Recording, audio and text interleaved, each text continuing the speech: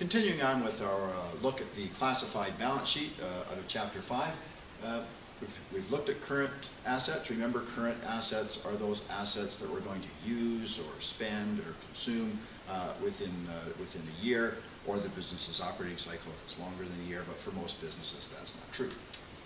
The second section typically we see on a balance sheet is the long-term investment section. Now, not every business has long-term investments, but this business actually does to demonstrate the point.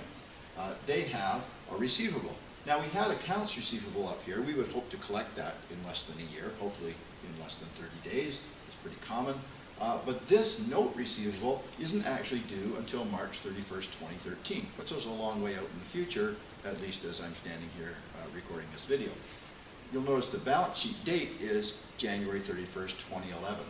A year after that would be January 31st, 2012, and so we would expect then that the result being that that's more than a year out into the future from the balance sheet date. Because it's more than a year, it's not current. If we expected to collect this in less than a year, it would actually appear up in the current assets portion. So we're getting that money sometime way out in the future.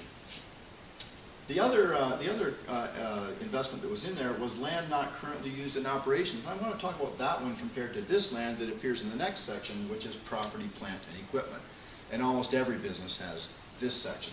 And not surprisingly, the things you find in here are property, plant, and equipment. Plant being buildings, property being land. So we see they have land and buildings that they've had for a while because they've been depreciated, and store equipment that's been depreciated.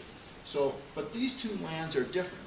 This land is the land that the business is actually using to do what it is they do. This building's probably sitting on it. This land, though, they're hanging on to. They may use it in the future. It's probably not doing anything at the moment, and so it's considered an investment. And they've told us as much by putting it in that section of the balance sheet. They've communicated that information.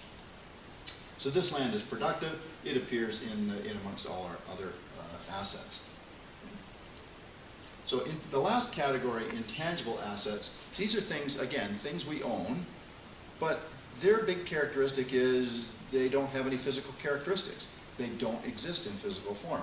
For instance, this example, it's a trademark. Now, that's a legal right. There may be a contract or some legal documentation that describes that, but it's not, it doesn't have, the trademark itself does not have physical form. The other one you might see is a franchise or a patent, and you know, most of these have to do with legal rights. And that's typically the kinds of things we expect to see in intangible assets. So that covers the major sections of the classified balance sheet. On the asset side, we'll take a look next at the liabilities.